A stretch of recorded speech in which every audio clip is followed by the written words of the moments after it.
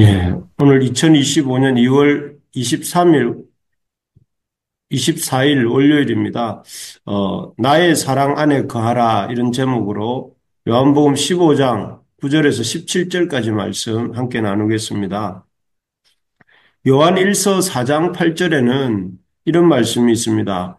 사랑하지 아니하는 자는 하나님을 알지 못하노니 이는 하나님은 사랑이심이라.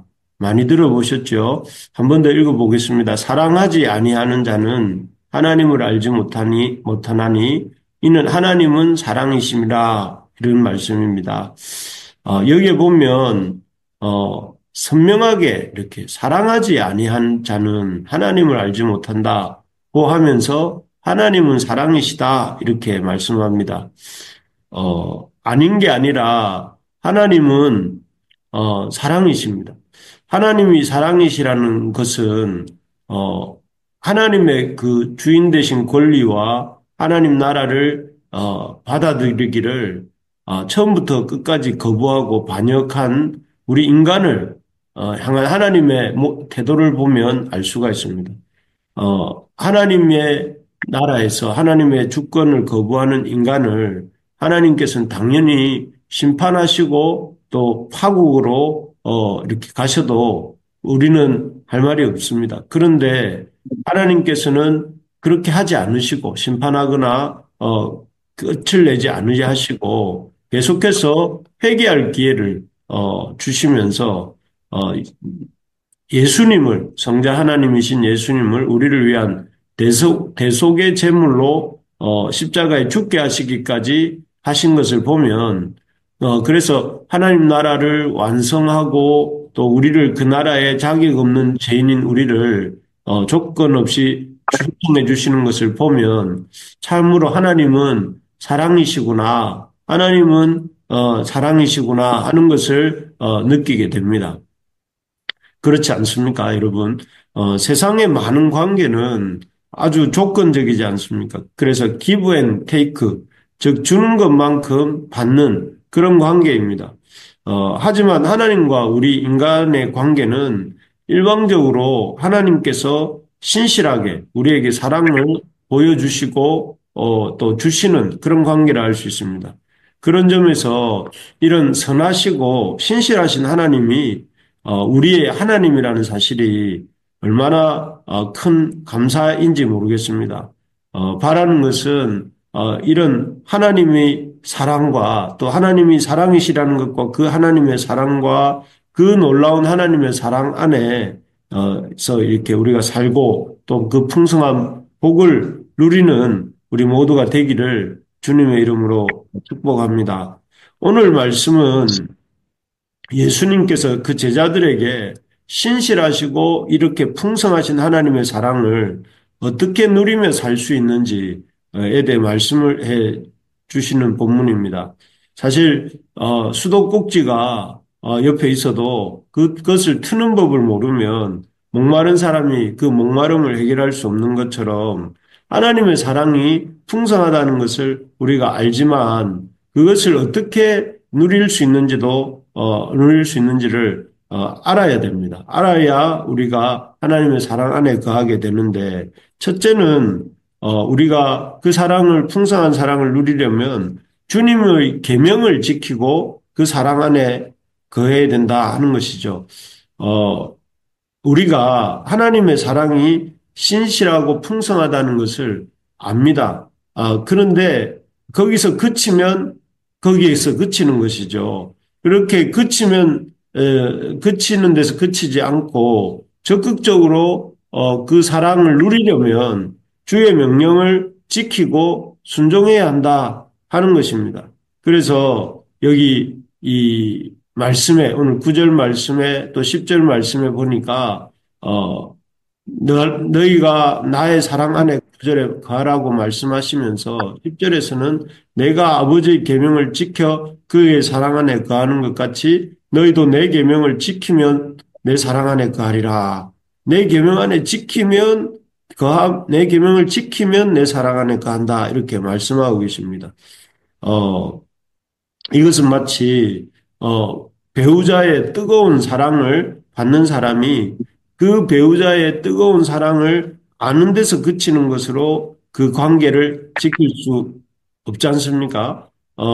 자신도 그 배우자의 적극적인 사랑을 받는다고 할 때에 그 적극적으로 그 배우자만을 사랑할 때에 그래서 그 배우자만을 사랑하라는 그 명령을 지키며 배우자에게 적극적으로 헌신할 때 그 풍성한 사랑이 유지가 되는 것 같습니다. 그래서 자신을 향한 배우자의 사랑을 알고 또 자신도 배우자만을 사랑하기 위해 적극적으로 지킬 것을 지키고 헌신하는 것처럼 우리도 하나님의 신실하고 풍성한 사랑을 아는 데서 그치지 않고 십계명의 제1, 2계명에 나오는 것처럼 하나님만을 하나님으로 섬기고 또 하나님이 아닌 다른 존재를 하나님처럼 사랑하거나 높이지 않고 그렇게 할 때에 그 하나님의 사랑을 풍성히 누릴 수 있게 되는 것입니다.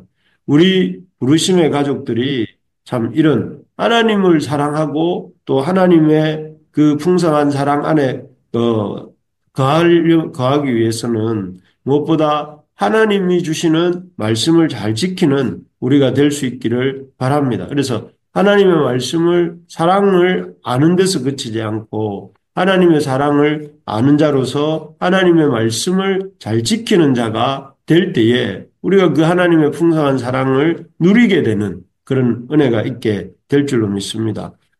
둘째로 보면 우리가 어떻게 이 하나님의 사랑을 풍성을 함을 누릴 수 있는가? 특별히 이 사랑의 우리가 계명 중에서도 특별히 형제 사랑의 계명을 지켜야 된다 하는 것입니다. 12절을 제가 읽어드리면 내 계명은 곧 내가 너희를 사랑한 것 같이 너희도 서로 사랑하라 하는 이것이니라. 여기 12절을 읽어보면 앞에서 주님께서 10절에 내가 아버지의 계명을 지켜 그의 사랑 안에 거하는 같이 너희도 내 계명을 지키면 내 사랑 안에 거하리라 이렇게 말씀하시는데 내 계명을 지키면 할 때 그 내 계명을 무엇이라고 이 12절이 말씀하는가 하면 곧 내가 너희를 12절에 보니까 내가 너희를 사랑한 것 같이 너희도 서로 사랑하라 하는 이것이니라 이렇게 되어 있습니다.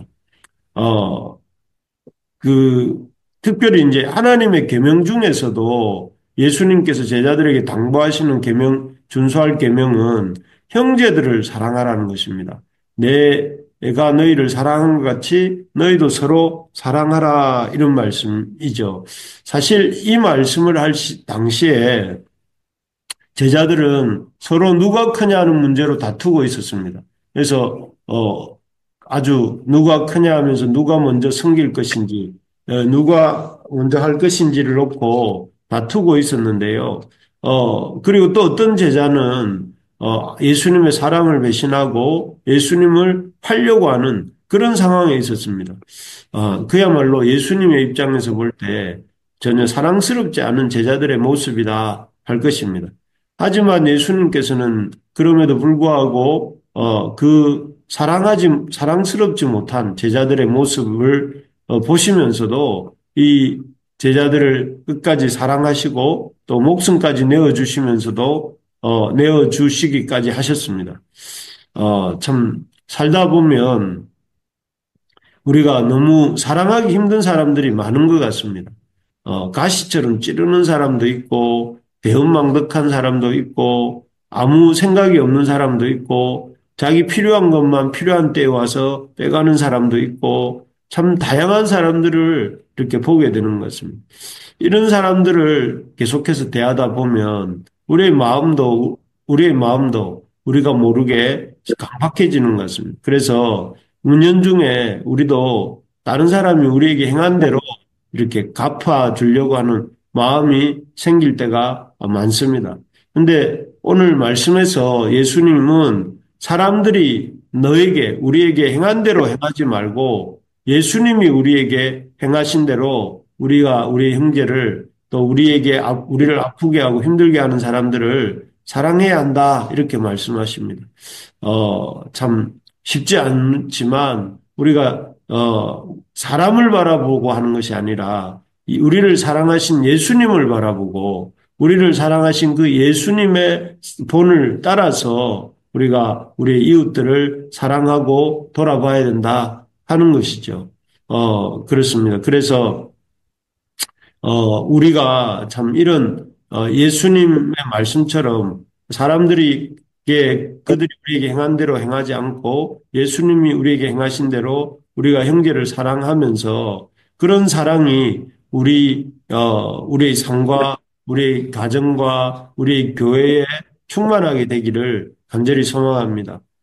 그래서 우리 안에 참 서로를 사랑하는 서로의 부족함에도 불구하고, 서로의 연약함에도 불구하고, 서로의 악함에도 불구하고, 우리가 서로 사랑하는 그 서로 사랑하라 하신 주님의 말씀을 지키고, 또 그 말씀대로 행하는 우리 교회 또 우리 삶이 되기를 주님의 이름으로 소망합니다.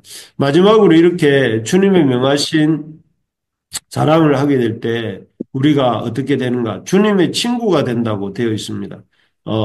그렇, 한번 읽어보면 15절에서 이렇게 말씀하십니다. 이제부터는 너희를 종이라 하지 아니하고 아니하리니 종은 주인이 하는 것을 알지 못함이라. 너희를 친구라 하였노니 내가 아버지께 들은 것을 다 너희에게 알게 하였음이라.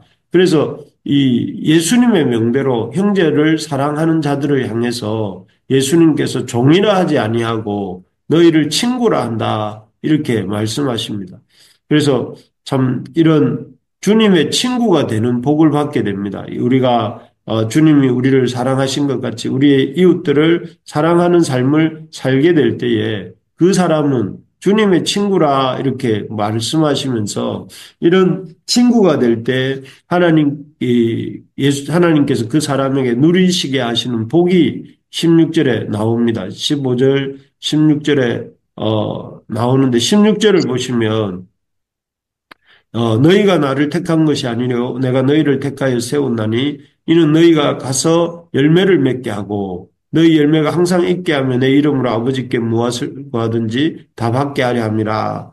그런 사랑을 하는 사람, 형제 사랑, 주님의 명하신 대로 형제를 사랑하는 삶을 사는 사람들에게 첫째로 가지에 나무에 잘 붙어 있는 가지가 포도나무 가지가 열매를 주렁주렁 맺듯이 여기에 보면 16절에 보니까 열매를 맺게 하고 또 너희 열매가 항상 있게 하겠다 이렇게 말씀하십니다. 그래서 주님을 참 따라서 주님이 보여주신 것처럼 사랑하는 삶을 사는 자에게 열매가 맺게 되고 그 열매가 항상 있게 하신다 하는 것입니다. 그래서 우리가 열매 맺는 삶을 살려면 사랑의 열매를 맺는 삶을 살려면 우리가 주님의 계명을 지켜야 된다.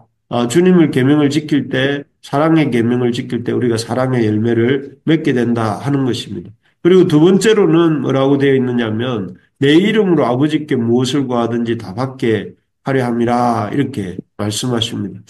어, 그 주님이 주신 사랑의 계명을 지켜 행하는 자들에게 주님께서는 그 기도의 응답을 받게 하시고 또 그 기도의 응답으로 하나님의 놀라운 역사를 경험하게 하신다 하는 것입니다. 참 그런 것 같습니다. 하늘에 땅에 있는 우리 부모들이 우리 자녀가 화목하게 지내는 것을 기뻐하는 것처럼 하나님께서도 우리 믿는 하나님의 자녀들이 화목하게 지내기를 이렇게 원하시는 것을 보게 됩니다. 그래서 우리에게 있는 참 혈육의 또 믿음의 자녀들에게 우리의 가족들에게 형제들에게 우리가 주님이 주신 사랑으로 사랑할 수 있기를 바랍니다. 혹시 우리 가운데 참 이 열매가 없다면 또 기도 응답이 잘 안 되고 있다면 하나님이 명하신 형제 사랑의 삶을 잘 살고 있는지 아닌지를 한번 점검해 볼 수 있기를 바랍니다.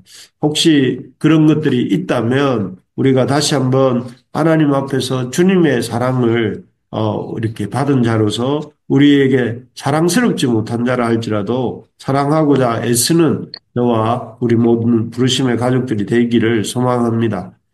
그래서 말씀을 맺겠습니다. 우리가 주님의 사랑 안에 거하는 길은 무엇인가? 그 하나님의 사랑의 계명을 지키는 것이고 특히 형제 사랑을 이루는 것이고 그 형제 사랑을 감당함으로 우리 삶의 그 열매를 맺고 또 기도의 응답을 받는 그런 우리 모두가 되시기를 주님의 이름으로 축복합니다.